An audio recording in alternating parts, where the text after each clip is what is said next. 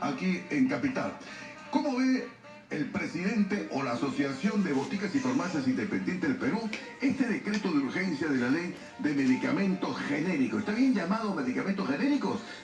Muy buenos días, Jesús Miguel, y gracias por la oportunidad que nos permite explicar de una parte importante del sector farmacéutico de las farmacias y boticas independientes del Perú. Nosotros hemos mostrado nuestra preocupación y en esta ocasión el rechazo a este decreto de urgencia de este mal denominado ley de medicamentos genéricos. ¿Por qué es mal denominado? Porque esta ley, este decreto de urgencia, que es de la ley, el proyecto de ley 4494, habla en su extensión de otras cosas adicionales, como los productos biológicos, los dispositivos médicos o equipamientos médicos, y los medicamentos genéricos dentro de este concepto. O sea, no solo se habla de medicamentos genéricos. No es una ley exclusivamente de medicamentos genéricos, ni tampoco de control de precios, porque eso no está en este proyecto de ley. ¿Y por qué hablan así? ¿Por qué dicen medicamentos genéricos? Porque nosotros creemos que esta es una ley populista y demagógica, porque aprovechan las expectativas y necesidades de la población y con medias verdades intentan explicar un grave problema que existe en el país, que es el abastecimiento de medicamentos genéricos en el sector público. Y te explico de la siguiente manera. Explícame. Habiendo explicado de que esta ley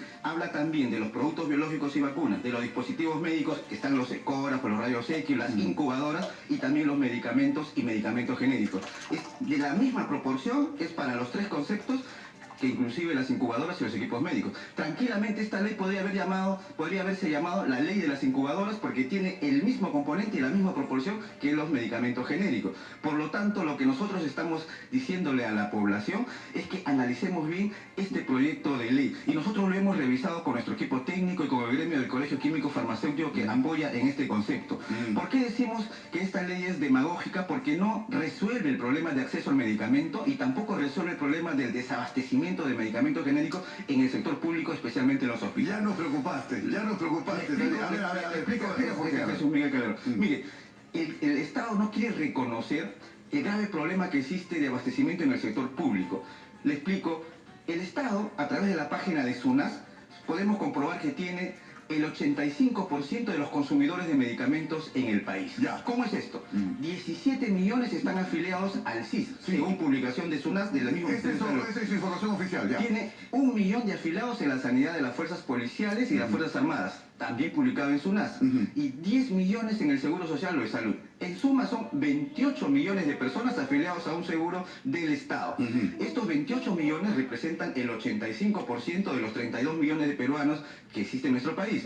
Por lo tanto, el Estado es responsable de este 85%, pero no responde al mandato constitucional. Recuerde que la Constitución en el primer artículo señala que él tiene derecho a la salud y la vida y que es responsabilidad del Estado velar por la salud pública del país. Es correcto. Entonces, si el Estado no resuelve este 85% de la población con el abastecimiento de medicamentos genéricos, quiere trasladar esta responsabilidad al sector privado con esta ley, donde quiere obligar a las farmacias privadas, farmacias y boticas privadas, para que tengan un listado de medicamentos genéricos con stock mínimos que serán estipulados por el Ministerio de Salud.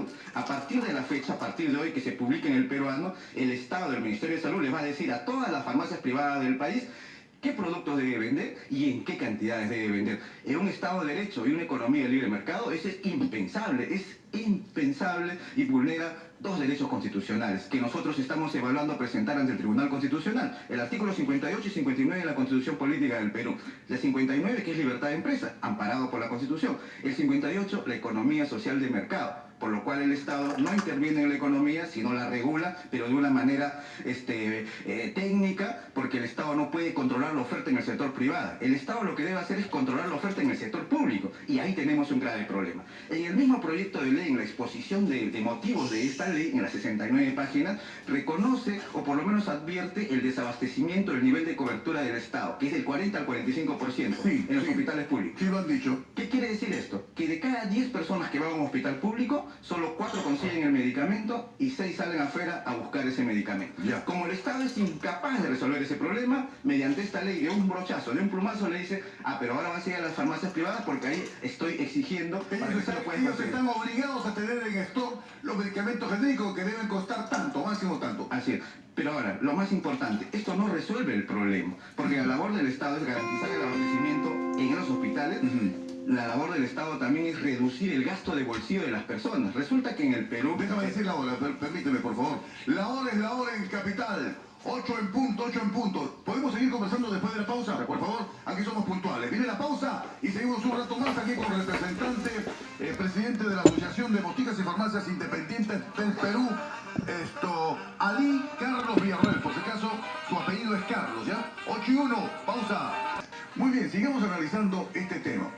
Tú has dicho, Ali, has dicho que en definitiva estas medidas adoptadas por el gobierno, prácticamente de imponer, digamos, un stock de medicamentos genéricos a las boticas, para que la gente lo entienda, a las boticas que son independientes, que son chicas, que son del barrio, podría generar un problema económico para estas boticas, pero en segundo término, de ninguna manera va a solucionar el problema de fondo, que es la necesidad de que la población tenga sus medicamentos genéricos a mano. ¿Eso has dicho? Así es, efectivamente, Jesús Miguel. Como explicábamos, hay un desabastecimiento en el sector público del orden del 40-45% en el nivel de cobertura, pero además hay un problema que con esta ley no se resuelve, que es el gasto de bolsillo de las familias. ¿Qué quiere decir este concepto técnico que se utiliza en el sector salud? Que el financiamiento de la salud en el país está dado por el bolsillo de las propias familias, cuando por mandato constitucional debiera ser el Estado quien asume esa responsabilidad. En el país es 174 soles el per cápita en gasto de salud por persona. Entonces, si lo que se busca es reducir eso, el Estado no reconoce esa labor y traslada esa responsabilidad al sector privado, y lo que le estás diciendo en términos técnicos es: como yo no puedo resolver ese problema, a partir de ahora lo va a hacer el sector privado. En términos criollos y en buen romance le está diciendo: señores ciudadanos, ustedes van a un hospital, como no lo tienen, ahora con esta ley yo le estoy obligando a todas las farmacias privadas para que compren medicamentos genéricos con tu dinero, con tu bolsillo. No lo está haciendo a través del Sistema Nacional de Salud, que es el Estado quien debe asumir esa responsabilidad, porque tiene el presupuesto para esos 28 millones afiliados en el sector salud. Entonces, nosotros decimos de la siguiente manera: ¿cuánto es el presupuesto del Ministerio de Salud? 18.000 millones de soles es el presupuesto del Ministerio de Salud para el año 2019. De ese presupuesto... ¿Cuánto es para medicamentos?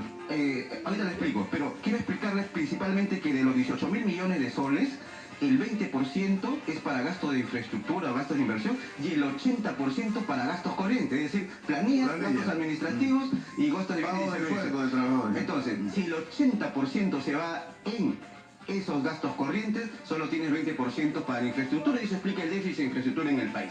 Pero de esos 80%, los 18.000 millones, 2.500 millones de soles son para el concepto de productos biológicos, para el concepto de dispositivos médicos y medicamentos, y 850 millones exclusivamente para medicamentos en los hospitales públicos. Y la ejecución presupuestal a julio, comprobado, solo el 25%, y agosto 35%. Es decir, si no tienen capacidad de gasto en la ejecución pública, no pueden comprar medicamentos, no pueden abastecer medicamentos, quieren trasladar esa responsabilidad al sector privado, no reconocen y dicen: en esta ley exigen la obligatoriedad a las farmacias privadas con una lista y con multas de hasta 2 UITs, pero en el sector privado no le dicen: oye, en el hospital público también hay un petitorio. Si no cumple, si no tienes estos genéricos, hay alguna multa, hay alguna sanción. No hay ningún párrafo de la ley de un mecanismo de control y sanciones para la adquisición y medicamento y el abastecimiento de medicamentos genéricos. Permíteme, Ali Carlos Villarroel, presidente de la Asociación de Boticas y Farmacias Independientes del Perú, escuchar a Wenceslao, que está en línea. ¿Qué tal, Wenceslao? Muy buenos días. Súmate a la conversación, hermano. Te escuchamos. Sí, yo le entiendo al señor David la preocupación por el sector privado, que muchas veces lo único que saben es lucrar con el sufrimiento del pueblo. Ya. Hace tiempo este problema se estuvo tratando de muchas maneras, y yo pienso que tuvieron el tiempo suficiente para coordinar cómo podemos solucionar el problema del medicamento para la atención de todos los enfermos y todo el pueblo peruano. En este sentido, yo les sugiero que remitan un nuevo punto de acuerdo para que no haya esta divergencia y todos se beneficien, tanto el sector privado como el pueblo. Claro. Ese es mi punto de vista. Gracias, Wenceslao.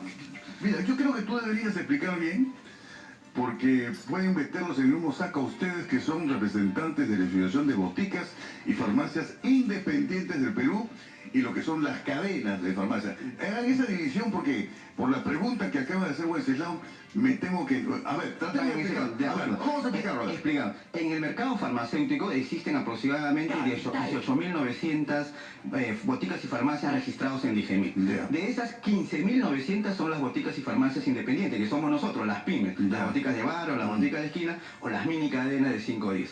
Pero por el otro lado existen 2.600 boticas que pertenecen a un solo operador, a un solo grupo económico, el grupo Interbank y Retail, que es ahora el dueño de esa mega cadena. El dueño de Incafarma, dueño de Mi Farma, FASA, BTL, Arcángel y todos los puntos farma de WOM y Metro. Ahora hacen un solo operador, nosotros un solo grupo económico. Nosotros no representamos a la gran cadena. Ellos en estos momentos se están frotando la mano para ver cómo se aplica esta ley, este decreto de urgencia, que nos va a poner en una desventaja comparativa y competitiva frente a la gran cadena, porque vamos a perder espacio desde el punto de vista económico. Esta carga económica que va a tener el capital de trabajo de un emprendedor del sector farmacéutico por una imposición de una lista y unos stocks que lo van a decir el Ministerio de Salud. O sea, además de que es inconstitucional, ya en el tema técnico de microeconomía, lo que estamos diciendo es que va a haber una afectación al costo de capital de trabajo y al costo de oportunidad de capital del emprendedor, porque va a tener capital inmovilizado con esta lista de O medicamentos. sea, la competencia se va al tacho, tú quieres decir. Yo quiero explicarlo con simples palabras, tú me corriges, tú que eres economista. Yo tengo un bipata en el barrio donde yo vivo, está el señor Francisco, que tiene su farmacia, tiene su única farmacia, es químico farmacéutico y vende su medicamento donde yo voy a atenderme. Voy, me redigo medicamentos, llevo una receta, si no los tiene me los consigue en otro lado. Y tiene medicamentos genéricos. Y hay, más allá, hay varias farmacias que son de Mi Farma o Incafarma o de otras farmacias que son de cadenas, que pertenecen a un grupo económico. Entonces, lo que se intenta decir es que ese señor, mi amigo, el farmacéutico, el químico farmacéutico, no tiene la capacidad para competir con esa gran cadena. Por cuestiones obvias, es una cosa chiquita, ¿me entiendes? Entonces, ¿cómo le vas a obligar a una botica chiquita darle la misma proporción de medicamentos genéricos que él debe tener? ¿Y cuál es el negocio para ellos? Ese es el gran problema de las boticas chiquitas, para que la gente lo entienda, más o menos. Totalmente de acuerdo, no existe mejor explicación que la que tú has dicho.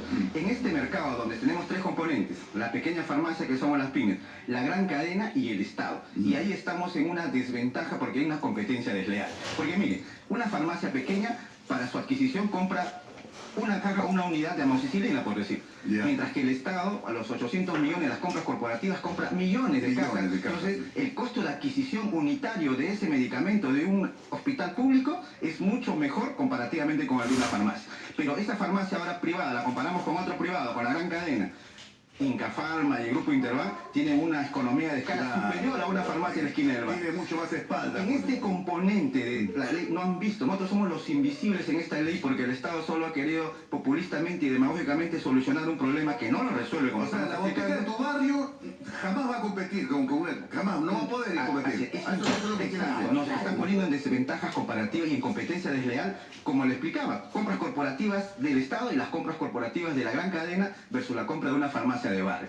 De ese punto de vista estamos ya en desventaja y de una competencia desleal. Pero lo más importante, ya en la gestión misma de esta adquisición de esta lista, porque hay que tenerlas, una vez que ya salió la ley, ahora tenemos que cumplir para evitar la multa. Y la multa son 2 UITs de 8.400 soles, que puede significar para una botica en Tumbes, en Piura, porque estamos hablando a nivel nacional, significar un riesgo de sostenimiento económico y financiero de esta unidad de negocio. Entonces, frente a qué va a pasar en el mediano y largo plazo, los que le hemos explicado al Ministerio de Salud, a los funcionarios. En el mediano y largo plazo, ahorita somos 15.900 registradas en DIGEMIT, se pierden los incentivos, hay riesgo de quiebra y de cierre por la sostenibilidad y operatividad de estas unidades de negocio. Tenemos 15.000, 10.000, 5.000, pero como el mercado es dinámico, ¿quién se favorece? La gran cadena, que ahora son 2.600 y tienen el 63% de facturación del mercado. El mercado farmacéutico mueve 2.000 millones de dólares al año al cierre del 2018. De eso el 53% pertenece al retail de farmacia. De ese 53%, que son 1.100 millones de dólares, el 63% lo tiene un solo grupo económico, la mega cadena, Incafarma, Mi Farma. Y el 37% las 15.900 que somos todos nosotros. Es decir, hay una distorsión en el mercado producto de una posición de dominio que el Estado ha sido incapaz de resolver esta fusión que hoy se discute, pero con esta ley favorece a la gran cadena indirectamente. Esperemos que no estén detrás de esta ley porque ellos no han dicho nada en este momento. Ellos tienen una asociación que se llama ANACAP. Y ANACAP anteriormente tenía las 5 megacadenas: Inca Pharma, Mi Pharma, FASA, BTL y Arcángel. Hoy son un solo dueño, por lo tanto la asociación es de uno, seguramente por eso ya no están hablando. Bueno. Entonces, esto realmente para nosotros es perjudicial y hemos explicado, nos hemos reunido varias veces con la jefe de gabinete de asesores, con la misma ministra, le hemos explicado, ¿Y qué pero nos dice ha la dicho ministra? que es una voluntad política, como lo ha explicado ayer el presidente del Consejo de Ministros, pretenden resolver, pero creo que han asesorado mal al presidente de Vizcarra. Yo creo que él tiene buenas intenciones, la misma ministra, pero el equipo técnico hay un tufillo, un olor más o menos de una política chavista, de intentar controlar la oferta de medicamentos en el sector privado. Es algo que no deben hacer. Si hoy lo hacen en este sector, mañana será en otro sector. Es un grave riesgo de la economía. Todas las cosas que se pueden especular con este tema. Yo puedo hablar también de un lobby de las grandes cadenas para ser favorecidas indirectamente y se quedan calladas. También podría decir eso, pero vamos a ver qué pasa en los próximos minutos. Ahora entiendo por qué mi pata, el boticario de mi barrio, don Francisco, está con dolor de cabeza y consume ahora los analgésicos que él vende. Ya entiendo por qué. Una pausa. Muchas gracias, Ali. Hasta la próxima. Gracias. Gracias. Que te vaya muy bien.